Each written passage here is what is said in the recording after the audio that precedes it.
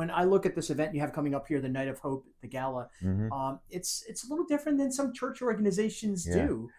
So let's talk about this event and sure. what's the meaning behind it. Well, it's a non-church event. I told our people right off the bat, this is not church. They're going to be serving alcohol. We're basically trying to get the good news out Hmm. about Heart of Love and Hmm. what we're doing, not just for our community, but communities around the world. Hmm. And Heart of Love is basically just like the name says. We have a heart of love for people. And I don't care if you're Republican, Democrat, Independent, it really doesn't matter. What really matters is the heart of Christ. And so if people have a heart for people, well, that only comes from Christ. So we're just looking for people who have a heart to help others. I love it. And we're all volunteer organization. We don't take any salaries or anything. And so we just encourage people, come on out and see what we're all about, and you make your own decision. So the event that we'll talk a little bit more detail about in a Sure. moment is really everything that you're raising this awareness for is to help people. Who are the people that are getting the help, and talk a little bit about that because Okay. that's the inspiration. Yeah. Well, as I said earlier, we originally started as a church organization helping people in Paraguay, South America, which is called the Heart of America, Heart of South America, and then eventually into India, 6 different provinces in India. And the need is so overwhelming. Once we realized what we were into, all of us just, our hearts were touched, and we said, what can we do? How can we do more? And, we're a small church, so, a few hundred here, a few hundred there. I just said, this isn't enough. I got to reach out to some friends of mine who are in business and, and kind of show them the vision. And eventually money started trickling in, and we built buildings in Paraguay, a house, a community center we just finished.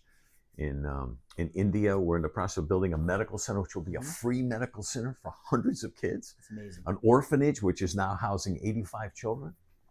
But I felt something missing. And some of my friends were kind of saying, Mike, I don't mind helping people overseas. That's great. He said, but what about helping people here in the United States? And that made me pause. And I said, yeah, you're right. There must be a need. So talking to some folks that live in New London County, where we are, they were mentioning to me the need for women's transitional housing. And I'm kind of ignorant. I said, what does that mean? I'm not sure. Right. And they said, well, women coming out of like abusive situations, physical abuse, maybe, wrong relationships, or, drugs, alcohol, and they need a fresh start. Some have children. And they said that the housing is a real problem because they can usually only find temporary housing, like up to 90 days. So we did a little research and we found a 2-year respite program that others are using around the country. We stole the idea for the kingdom, and that's what we're implementing right now in New London County. We're in the process of housing 9 women, some with children. Is that in process now? It's already operational. So these women are in the program that yes, you've gotten this inspiration to create here in New London County. Yeah, we came alongside another person who, this woman had a heart for. She had been doing this on her own to the best of her ability, trying to take care of women transitioning. So we're coming alongside her and using our developed program, and we're just excited the way things are growing. Amazing. And all this inspiration comes from where? Well, I believe it came from God. People say, that's kind of crazy, but as a human being, where else does good stuff like this come from, right? I mean, usually we'd be taking money, do something like going on vacation with, right? Right.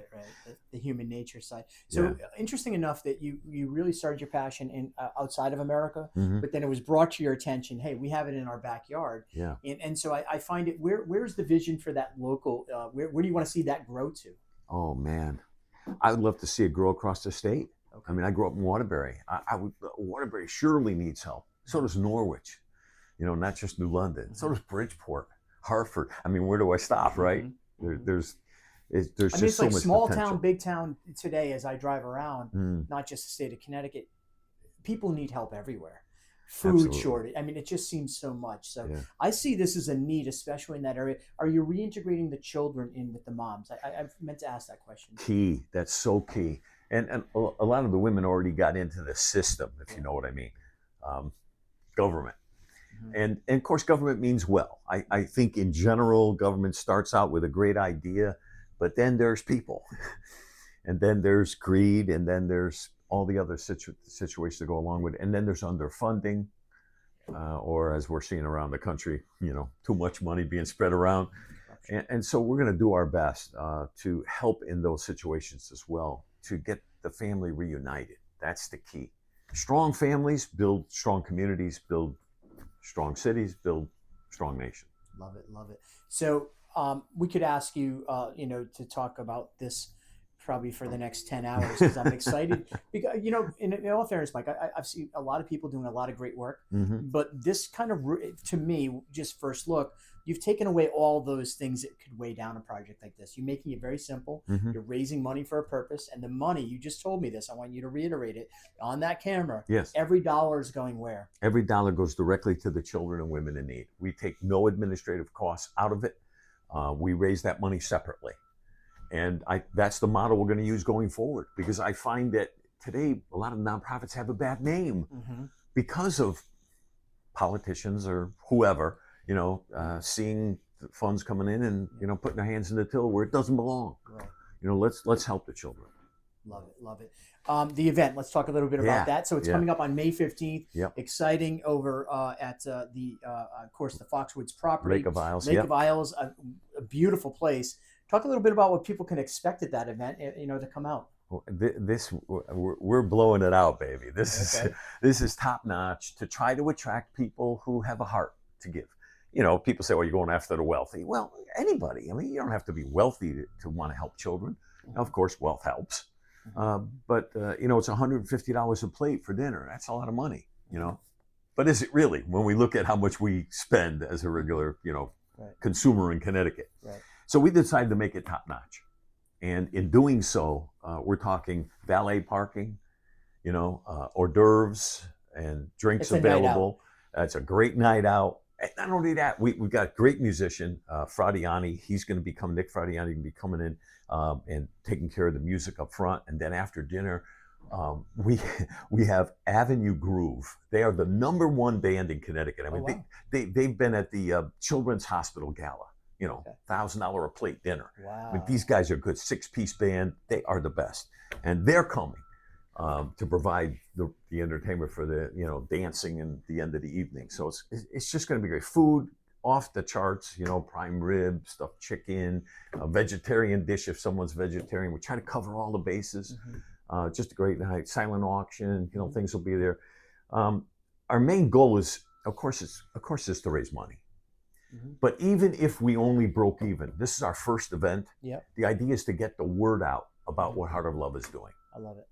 So in that vein, a couple of our large donors have decided, hey, look, I want to buy some tickets to give them out to certain people. Maybe it'll entice them to come. So I think I still have like 10. We're almost sold out, literally. I think I still have 10 tickets left. So if somebody, wants to go, but maybe the 150 is a little more than they'd like to spend on dinner, or maybe they just say, if I can get a free ticket, I'll come, and maybe something will happen. Their heart will be touched that night. So I've got them available. People can reach me. They can write to Michael at heartofloveintl.com. Michael, heartofloveintl.com. That's my email address. And I'd be more than happy if there's tickets available to help them out along the lines to come. Awesome. Mike, thanks for sharing. I look forward to being at the event and helping promote it and helping draw some attention to not just the event, but this mission to help people. And I had, when you're speaking, Mike, I'm seeing from women to men to young children to communities coming together. I think you guys are doing some amazing work here. So congratulations on you're moving things in the right direction here in Old Lyme, Connecticut. Yeah, well, thank you, man. I mean, every bit of help matters. It makes a difference. Every voice that hears what we're doing, and sees what we're doing can make a difference. We're going to get it out there to the airways. Hey, listen, Kevin Allen here. We're on the road. Please go and check out this event. If you can't go to the event, go click onto the website, find out what you can do to help them. So if you are interested in going to the event, go right on and check it out. If you're just interested in helping on the event, go onto their website, click on the link, and find out what you can do. And if you're not inspired by anything, guys, here's an example of someone seeing a problem and doing something